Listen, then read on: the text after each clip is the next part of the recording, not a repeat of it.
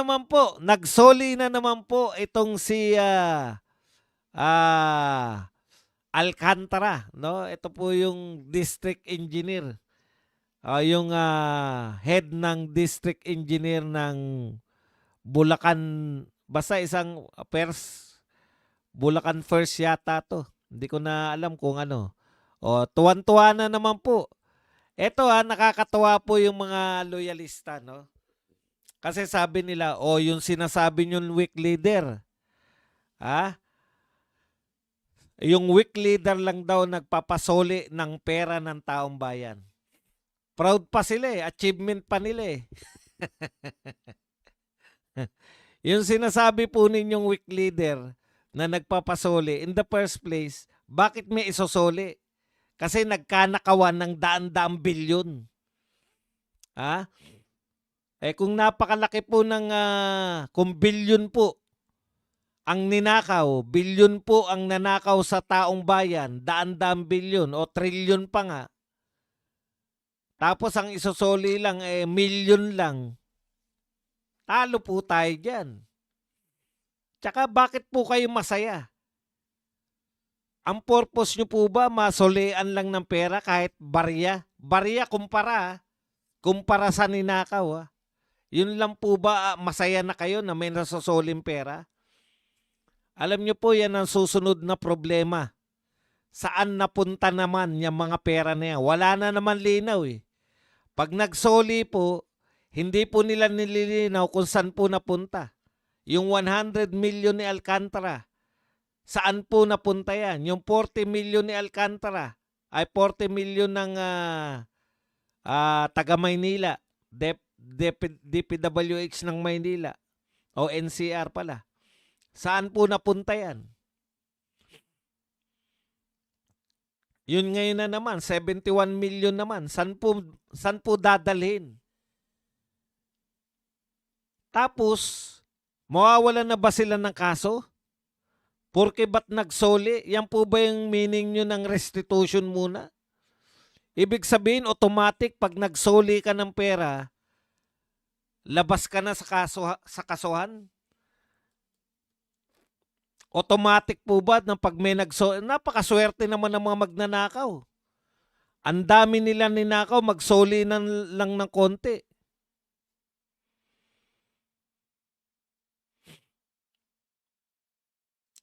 Hindi na po kasali sa kasuhan.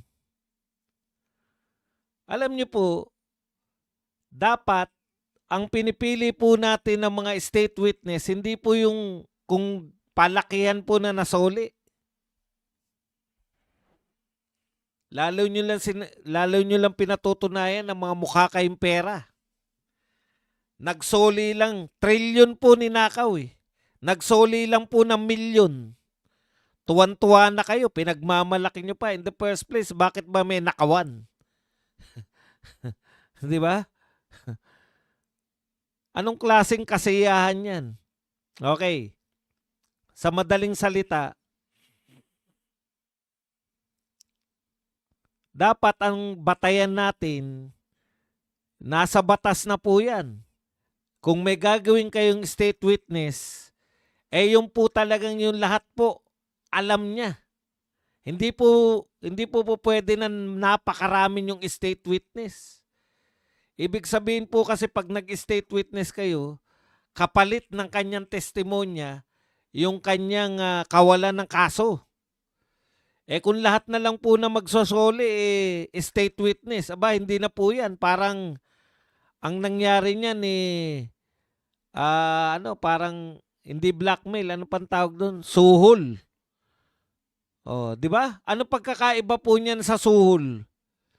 Huwag nyo kong kasuhan, tapos, eto pera. Yan po ang problema, kaya siguro hindi nilagay yan ng mga gumawa ng batas. Kaya hindi nilagay ang restitution na yan. Kasi ngayon nakikita natin parang masahol pa sa suhol. Kasi yung suhol, ikinahihiya. Lihim. Ito po, magbibigay ng pera, headline, pinasasalamatan pa, at ginagawa pa pong achievement. ng gobyerno. Yung pagsusoli ng pera. Ano po pagkakaiba niyan sa suhol? Di ba ang suhol, kaya ka nagbibigay ng pera para hindi ka na isama sa kaso? Meron ba namang state witness na kung ilan na nagbigay, lahat sila state witness? Alam ko sa mga state witness, yung may pinaka may alam. Pero hindi siya yung most guilty. Yung alam niya yung pasikot-sikot. Halimbawa yan, Bulacan engineer lang. Ano lang alam niya? Di sa Bulacan lang. Di ba? Between Bulacan engineer at contractor ng buong Pilipinas, wala po akong pakialam kung ayaw nyo po kay Diskaya. 15 po yung sinabi, hindi nga si Diskaya yung number 1 contractor eh. Hindi nga Diskaya, tignan nyo ngayon, sino pa lang yung may kaso, sino pa lang yung makukulong, Diskaya lang. Sa 15, yung top 15, Diskaya lang po yung may kaso. Alam nyo pagkakaiba? Dumaldal kasi yung Diskaya eh. Nagturo kasi yung Diskaya eh. Nagsabi kasi na involved si Martin tsaka si Romualdez eh. Si Martin tsaka si Romualdez. Tsaka si Saldico eh. Thank you very much kay Suki na nagbigay ng 25 pesos na pangkape. Malamang yan po yung naisip ng mga tao na gumawa ng batas ng state witness. Hindi po talaga nila nilagay yung pinaganda lang po, restitution. Ngayon nakikita po natin, nagmimistulang suhol eh. Magsoli ka, wala kang kaso, state witness ka. Hindi po ganyan yung state witness.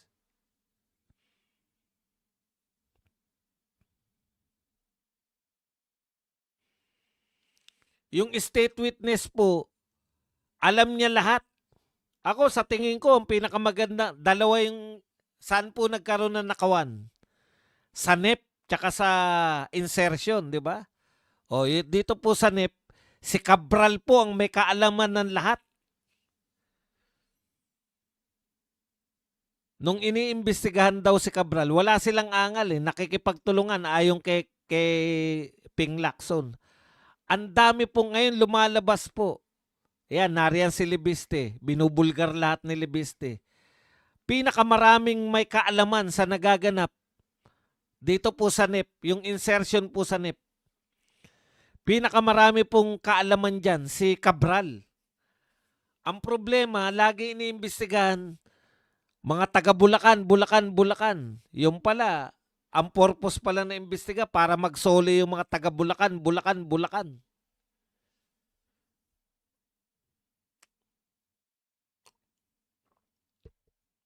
Mas marami pang alam si Cabral kaysa sa mga taga Bulacan eh.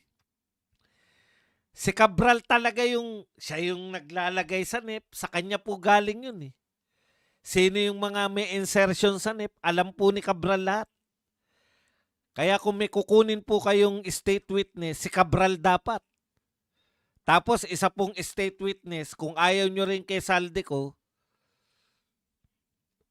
yung nakakaalam naman ng operasyon, siguro yung dalawa, yung binabanggit ni Gutesa na assistant ni Saldico. Yun dapat ang opera ninyo ng state witness. O, dalawa lang. Kasi dalawang operasyon bale. Yung operasyon nila Cabral, na lahat ng may gustong mag-insert sa NEP, kay Cabral. Ito naman sa kabila, kay Saldico naman, lahat ng insertion sa BICAM. O di yun lang. Dalawang tao lang. Alam ba lahat ni Alcantara? Halimbawa, ginawa nyo dahil pinakamalaki na si Alcantara na susoli. Alam ba lahat ni Alcantara, lahat ng mga kalakaran? Malamang sa Bulacan lang. Buong Pilipinas eh. Buong Pilipinas yung nakawan eh. Buong Pilipinas po yung anomalya eh. 'Di ba? Buti pa yung kung ayaw nyo kay Diskaya, kahit sino pong kontraktor na pambuong Pilipinas. Hindi lang naman po Diskaya ang kontraktor eh. Doon nga kami nagtataka eh. Si Diskaya na nga yun, maraming binunyag. Hindi naman po sa pag-aano, mas marami pa pong malalaki kay Diskaya. Hindi po natin nababanggit man lang na kasuhan. Ano lang pagkakaiba, tumahimik lang sila. Wala lang silang binulgar, lusot na sila sa kaso. Baliktad eh. Kung sino yung nagbulgar ng mga katiwalian, yun ang may kaso.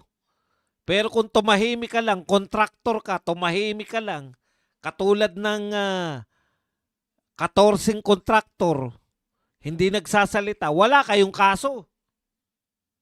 Yan yung sinasabi ni Kerly Diskaya, di ba? Sabi niya, ano pa po gagawin ng ibang kontraktor? Ginawa nyo kaming halimbawa. Correct. Ginawa kayong halimbawa para matakot na ibang kontraktor kung may gusto pa man na lumabas sana, hindi na lang sila lalabas. O, pag hindi ka nagkumanta, wala kang kaso. Pag kumanta ka, may kaso ka.